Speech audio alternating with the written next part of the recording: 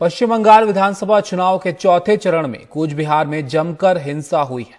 कूच बिहार की सितालकुची सीट के एक मतदान केंद्र पर बीजेपी और टीएमसी कार्यकर्ताओं के बीच झड़प हो गई और इस दौरान दोनों ओर से बमबारी और फायरिंग भी हुई।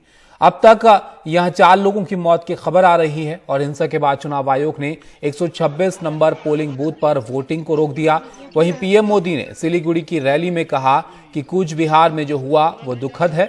ये दीदी और तृणमूल कांग्रेस के गुंडों की बौखलाहट है और हार देखकर दीदी इस स्तर पर उतर आई। वहीं मुख्यमंत्री ममता बनर्जी ने भी इसका जवाब दिया। उन्होंने कहा कि गृहमंत्री अमित शाह पर उन्होंने साजिश करता होने का आरोप लगाते हुए उनके इस्तीफे की मांग की है। वहीं ममता बनर्जी ने कहा कि वो कूच बिहार जाएंगी और साथ ही टीएमसी कार्यकर्ता कल काली पट्टी बांधकर प्रदर्शन करेंगे।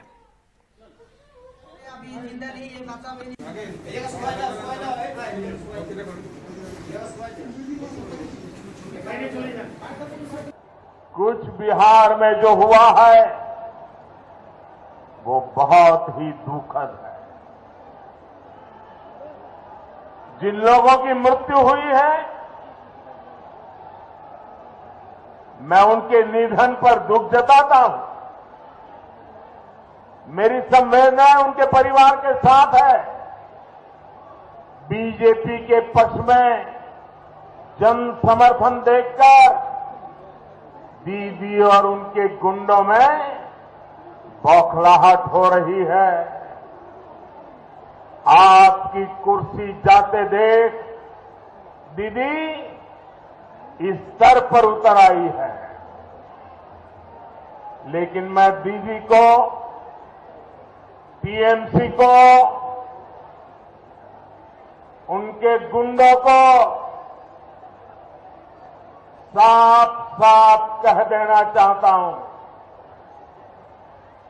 दीदी और टीएमसी की मनमानी बंगाल में नहीं चलने दी जाएगी। लोगों को सुरक्षा बलों पर आक्रमण करने के लिए उकसाने के तरीके,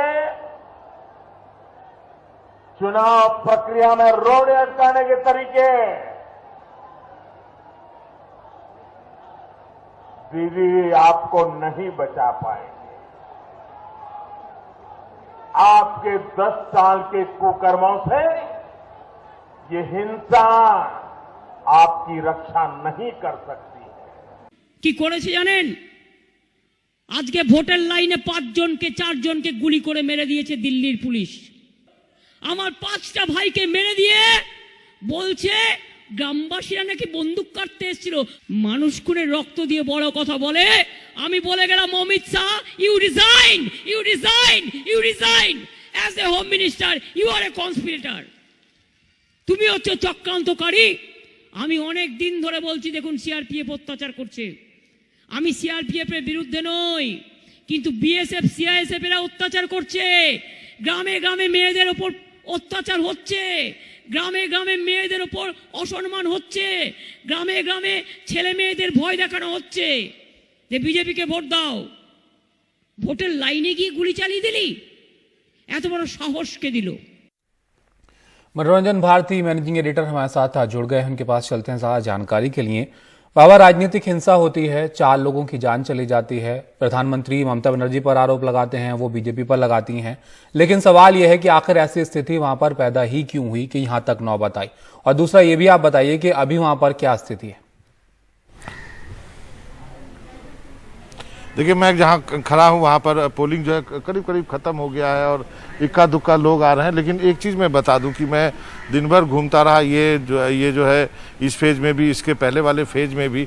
सबसे बड़ी बात यह है कि पश्चिम बंगाल के लोग वोटिंग करने निकलते हैं। आप सोचिए कि 80% से ऊपर की वोटिंग होती है, यानी हर 100 मतदाता में से 80 से अधिक मतदाता, 82-83 मतदाता निकल के वोट करता है। और उसमें से भी महिलाओं का परसेंटेज काफ़ी अधिक रहता है। ढेर सारी संख्या में महिलाएं जो है वो वोट करने आती है। आज भी ये सिलसिला बना रहा, तो इसको लेकर के काफ़ी डिबेट चल रही है कि क्या ममता बनर्जी के लिए ये अच्छा संकेत है क्या कि महिलाओं का इतना निकलना, क्योंकि यहाँ पे आप यदि वोटिंग का जो मतदाता का प्रतिशत भी देखें तो करीब करीब पुरुष मतदाता महिला मतदाता करीब करीब बराबर ही होती हैं, थोड़ा बहुत का अंतर होता है। यदि उसमें यदि इतनी बड़ी संख्या में महिला मतदाता निकली है और उसमें से जो तृणमूल कांग्रेस का नारा है कि majority vote of minority, majority vote of women और minority vote of majority population, तो ये फॉर्मूला लेकर तृणमूल कांग्रेस चल रही है। और यदि इसमें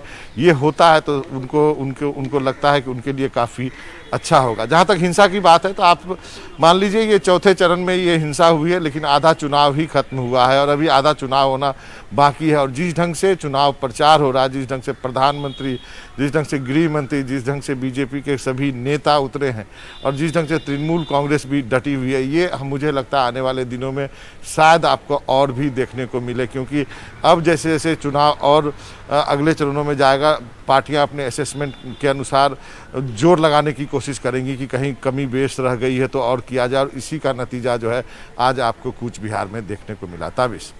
लेकिन बाबा, चुनावी हिंसा को लेकर ये कहा जाता रहा, क्योंकि जब पश्चिम बंगाल में चुनाव होते हैं तो वहां पर पिछला इतिहास ऐसा रहा है, लेकिन इस बार पिछले चरणों में जो है ये चीज नहीं होती दिखी है। लेकिन ये भी हमने देखा कि कुछ भी होता है तो दोनों पार्टियां एक दूसरे पर आरोप लगाना शुरू कर देती हैं। अब ये घटना वहां पर हुई है तो इसके पीछे कौन जिम्मेदार है, क्यों ऐसी नौबत वहां पर आ रही है, इसको लेकर जाहिर है चुनाव में यह मुद्दा बनेगा। और साथ ही चुनाव आयोग ने जो रिपोर्ट मांगी थी 5 बजे तक, उसमें उसको लेकर क्या जानकारी है? देखिए, चुनाव आयोग ने रिपोर्ट मांगी है। चुनाव आयोग को अभी ने वहाँ पे काउंटर मांड करेगी, दोबारा उन बूथों पे चुनाव होगा। लेकिन जो आपने कहा कि पार्टियां मुद्दा बनाएगी, पार्टियां ने ऑलरेडी मुद्दा बना लिया। जब प्रधानमंत्री ने घटना के तुरंत बाद हुई रैली में इसका जिक्र कर दिया, ममता बनर्जी ने भी उसका रिप्लाई कर दिया। अब ममता बनर्जी वहाँ जा रही हैं कूच बिहार लोगों से, जो उन परिवार से मिलने के लिए, कल उनका अपना कैंपेनिंग छोड़ के उन परिवारों से मिलेगी। तो निश्चित रूप से ये एक पॉलिटिकल इशू यहाँ पे बन गया है और ये अब आगे और भी बनता जाएगा। जैसे मैंने कहा कि 4 चरण के बाद पॉलिटिकल पार्टीज अपना असेसमेंट करेंगी कि कहाँ कमजोरी है, कहाँ उनको कितनी सीटों पर वो आगे हैं। हालांकि बीजेपी कह रही है कि उनको 200 सीट मिल रही है, तृणमूल भी कह रही है उनको 200 से अधिक सीट मिल रही है, तो खैर ये तो अलग बात है। लेकिन अब जो है आने वाले चुनाव में फेज में और ये इंटेंसीफाई होने वाला है, ये और जोर दोनों पार्टियां लगाएंगी और जोर लगाएंगी तो उनके समर्थक भी लगाएंगे और जरा भी कोई चिंगारी हुई तो वो फ्लेयर अप हो सकता है बंगाल के चुनाव में। इसलिए अगले 4 चरण का चुनाव पर जो है नजरें टिका कर रहने की जरूरत है।